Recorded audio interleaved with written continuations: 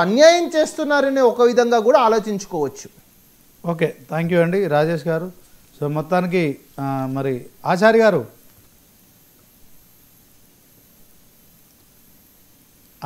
ఉన్నటువంటి పెద్దలు మల్రెడ్డి రామరెడ్డి గారికి, శ్రీనివాస్ గారికి, అదేవిధంగా ఇప్పుడు దాకా మాట్లాడినటువంటి మిత్రుడికి, మీకు ప్రేక్షకులకు నమస్కారాలు.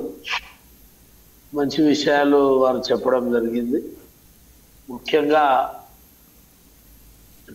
బీసీల పట్ల రాష్ట్ర ప్రభుత్వం తీసుకున్నటువంటి నిర్ణయాన్ని అన్ని పార్టీలు అసెంబ్లీలో సమర్థించి బీసీలకి ఫలాలు అందాలని అన్ని రాజకీయ పార్టీలు ముక్త కంఠంతో ఈ అంశాన్ని శాసనసభలో పాస్ చేసి ఏదైతే గవర్నర్ గారికి, రాష్ట్రపతి గారికి పంపివ్వడం, గవర్నర్ గారు రాష్ట్రపతి పరిధిలో ఉన్నటువంటి అనేక లీగాలిటీ అంశాలను అన్నిటిని కూడా వాళ్ళు ఆలోచన చేసి నిర్ణయం తీసుకోవాల్సినటువంటి అవసరం ఉంటుంది. అది కొంత ఆలస్యం జరుగుతున్నటువంటి సందర్భాన రాష్ట్ర ప్రభుత్వం జీవో తీసుకొచ్చి ఎన్నికల షెడ్యూల్ని ప్రకటించడం, ఎన్నికల ఎలక్షన్ అధికారులు వల్ల మళ్ళీ కోర్టులోకి వెళ్ళడం, దీనివల్ల ఎన్నికలు జరుగుతావా లేదనేటువంటి ఒక సంశయం మాత్రం ప్రతి ఒక్క గ్రామంలో, ప్రతి ఒక్కరి హృదయంలో ఇది నెలకొల్పున్నది.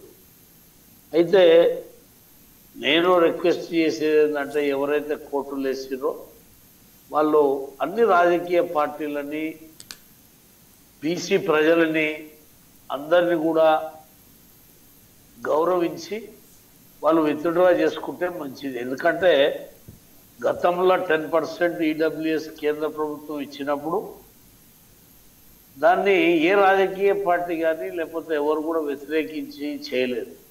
జనాభా 10% కంటే ఉంటే ఉన్నదా, ఇంకెక్కువ ఉన్నదా, ఇస్తున్నటువంటి రిజర్వేషను మంచిదా చెడ్డదా అనేటువంటిది కూడా ఏది ఆలోచించకుండా ఈడబ్ల్యూఎస్లో కూడా పేదవాళ్ళు ఉన్నారు, ఓసీలలో, వాళ్ళకు న్యాయం జరగాలి, అనేక సంవత్సరాలుగా వాళ్ళు బాధపడుతున్నారు అనేటువంటి ఉద్దేశంతో కేంద్రం తీసుకున్నటువంటి నిర్ణయాన్ని ఇవాళ అన్ని రకాల ప్రజలు దాన్ని స్వాగతించి ఇవాళ అమలవుతున్నప్పుడు ఎందుకు 42% ఇచ్చినప్పుడు దీని మీద ఒక రకమైనటువంటి ఈ రకంగా కేసులు వేయడము, బీసీలకు వచ్చి తిననేటు కాడికి వచ్చినటువంటి దాన్ని కొట్టేయడము, అంటే మా సంఖ్య, బీసీల సంఖ్య ఉన్నది, బీసీల హక్కులు ఉన్నాయి, బీసీలకు ఇవ్వాల్సింది ఉంది కాబట్టి అన్ని రాజకీయ పార్టీలు ఒప్పుకున్నప్పుడు ఈ రకంగా కుల సంఘాల పేరు మీద ఇది చేయడం మంచిది కాదు. వారిని అని ఇప్పుడు చాలా మంది పెద్దలు ఉన్నారు, మాట్లాడాలి, ఎందుకు ఈ రకమైనటువంటిది ఉంది. మరి ఏదేమైనా కొంత లీగాలిటీలా చట్ట ప్రకారం అయితే కొంత దీనికి ఇబ్బంది కలిగేటువంటి అంశం ఉంది. నిన్న వచ్చినటువంటి తీర్పు ఏదైతుందో, అంటే సుప్రీంకోర్టు చెప్పినటువంటి విధానం ఏదైతుందో అది హైకోర్టులో నడుస్తున్నది. దాని తర్వాత ఏంది అనేది చూడాలి. కానీ మీరు ముందే ఎందుకు వచ్చిండ్రు అనేటువంటి దాని మీద కొట్టివేయడం జరిగింది. కొట్టివేయడం ఎట్లా కొట్టివేసినా సుప్రీంకోర్టు కొట్టివేసిన దాన్ని బీసీలకు ఒక ఊరట కలిగింది. అరే సుప్రీంకోర్టులో కొద్దిగా న్యాయం జరిగింది అనేటువంటిది ఒక భావన ఉన్నది. అది ఎంతవరకు ఉంటుందా ఉండదా అనేటువంటిది రేపు తెలిసిపోతుంది. అయితే ఏదేమైనా ఇవాళ బీసీలకు న్యాయం చేస్తుంటే ఈ రకంగా చేయడం మాత్రం మంచిది కాదు.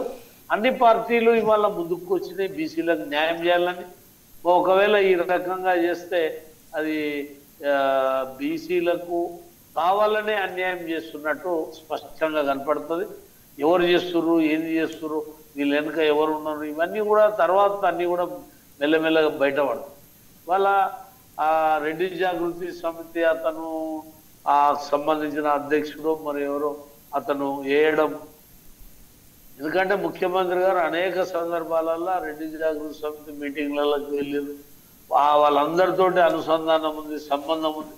పెద్దలందరినీ పిలిచి మరి ఎందుకు మనకి చెడ్డ పేరని వారు కూడా నచ్చ చెప్పాల్సినటువంటి అవసరం ఉంటుంది. ఇవాళ ఎందుకంటే చివరి దశల ఎన్నికలు జరగాల్సిందే 100%, బీసీలకు న్యాయం కావాల్సిందే. దీంట్లో ఎవరికేం పెద్ద నష్టం వచ్చేది కూడా ఏం లేదు. కాబట్టి గత 2-3 పర్యాయాలు ఎన్నికలు జరిగినప్పుడల్లా బీసీలకు అన్యాయం జరిగింది.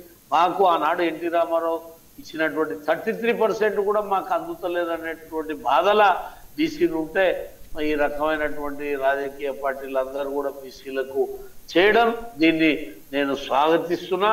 రెండోది ఇది అమలు జరగాలి, అమలు జరుగుతూనే మంచిది అనేటువంటి అభిప్రాయం.